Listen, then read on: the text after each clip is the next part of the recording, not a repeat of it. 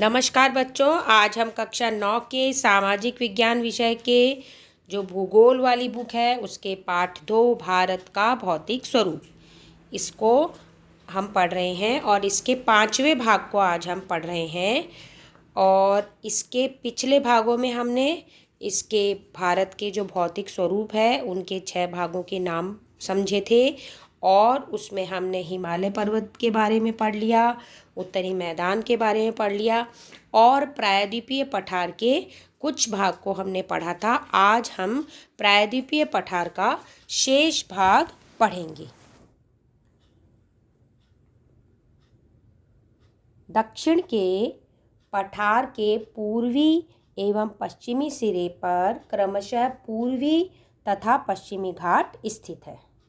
तो दक्षिण का जो पठार है ये इसके पूर्वी घाट में पूर्वी जो है सिरा उसमें पूर्वी घाट है और पश्चिमी सिरा जो है उसमें पश्चिमी घाट है। पश्चिमी घाट पूर्वी घाट की तुलना में ऊंचा है और पूर्वी घाट के 600 मीटर औसत ऊंचाई वाला क्षेत्र है और जबकि जो पश्चिमी घाट है वो 900 से 1600 मीटर की ऊंचाई वाला क्षेत्र है। आगे बच्चों, अभी हम मैप में भी देखेंगे इसे और पहले हम इसका समझ लेते हैं। पूर्वी घाट का विस्तार महानदी से दक्षिण में नीलगिरी तक है। नीलगिरी यह पर्वत है वहाँ तक है। और जो पूर्वी घाट का विस्तार सतत नहीं है और यह अनियमित है। जो ये टेढ़ा ऊंचा नीचा आड़ा बांका ऐसा टाइप का है ना, तो सतत नहीं, बिल्कुल सीधा नहीं है ये, है ना। और तथा बंगाल की खाड़ी में गिरने वाली जो नदियां हैं इसने इनको काट दिया है। नदियां बहती हैं, बारहमासी नदियां नहीं है, जो बरसाती नदियां हैं, तो इन्होंने इसके जो है टेढ़ा मेढ़ा इसको पानी के बहाव से ये कट गया है। तो इस प्रकार ये सतत नहीं है और यह अनियमित है इसका विस्तार। फिर पश्चिमी घाट में जो पर्वतीय वर्षा होती है और यह वर्षा घाट के पश्चिमी घाट पर आर्द्र हवा के टकरा कर ऊपर उठने के कारण होती है। तो आपको पता है हवाएं आती हैं और वहाँ पर पर्वत हैं तो उनसे टकराती है और बारिश हो जाती है। तो पश्चिमी घाट की ऊंचाई उत्तर से दक्षिण की तरफ बढ़ती है और इस भाग के शिखर ऊंचे हैं। अनाईमुड़ी और दोदा बेटा, है ना।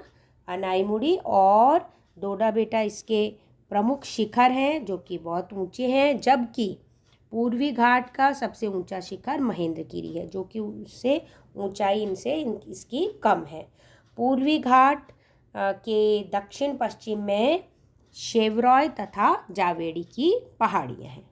तो पश्चिमी घाट में क्या है, अनाईमुड़ी और दोदा बेटा, और पूर्वी घाट में महेंद्रगिरी और शेवरॉय और जावेरी की पहाड़ियाँ। ठीक है, आगे चलते हैं। आगे है बच्चों प्रायद्वीपीय पठार की एक विशेषता यहाँ पाई जाने वाली काली मिट्टी है। बहुत इम्पोर्टेंट है, ये 1 नंबर का प्रश्न आता है कि प्रायद्वीपीय पठार में कौन सी मिट्टी पाई जाती है, काली मिट्टी।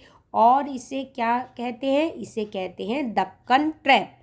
प्रायद्वीपीय पठार में पाई जाने वाली काली मिट्टी को दक्कन ट्रैप के नाम से जाना जाता है, या फिर दक्कन ट्रैप के नाम से किसे जाना जाता है, प्रायद्वीपीय पठार में पाई जाने वाली काली मिट्टी को। अब इसकी उत्पत्ति ज्वालामुखी से हुई। ऐसा माना जाता है कि प्रायद्वीपीय पठार में बहुत सालों पहले ज्वालामुखी विस्फोट हुए होंगे। तो ज्वालामुखी विस्फोट होने के बाद में वो जो है ज्वालामुखी से निकलने वाला उद्गार वो ज़मीन में जम गया और आग्नेय शैल बन गई। और जो है वास्तव में इन शैलों का समय के साथ अपरदन हो गया। कौन सी शैल है, ये आग्नेय शैल है, और अपरदन हो गया तो जिसकी वजह से इस काली मिट्टी का निर्माण हुआ। कौन सी काली मिट्टी, दक्कन ट्रैप, इसका निर्माण हुआ। अब बच्चों हम मैप में देख लेते हैं। ये मैप में जो है पूर्वी घाट और पश्चिमी घाट, है ना, और जो है ये पूर्व में पूर्वी घाट स्थित है, पश्चिम में पश्चिमी घाट स्थित है। अब आपको ने देखा था ये यहाँ पर जो पूर्व में जो है महेंद्रगिरी पर्वत है ना, और ये जबकि पश्चिम में अनाईमुड़ी है ना, डोडा बेटा भी यहीं जहाँ अनाईमुड़ी है वहीं पर ही उसके थोड़ा सा नीचे जो है डोडा बेटा है। तो इस प्रकार है। और जो है इस प्रकार ये आप देख रहे हैं ये अनियमित है पूर्वी घाट, है ना, और सतत नहीं है, जबकि पश्चिमी घाट आप देख रहे हैं बिल्कुल सतत है ना। और इधर देखेंगे आप जो पश्चिमी घाट के इधर ये अरब सागर है ना, और इधर जो है बंगाल की खाड़ी है पूर्वी घाट के इधर, ठीक है ना। तो इस प्रकार ये जो मिट्टी है ये कौन सी है, काली मिट्टी है, और इसे क्या कहते हैं, दक्कन ट्रैक के नाम से जाना जाता है। तो इस प्रकार बच्चों ये जो है भाग समाप्त हुआ, और अगले भाग में फिर मिलेंगे। धन्यवाद।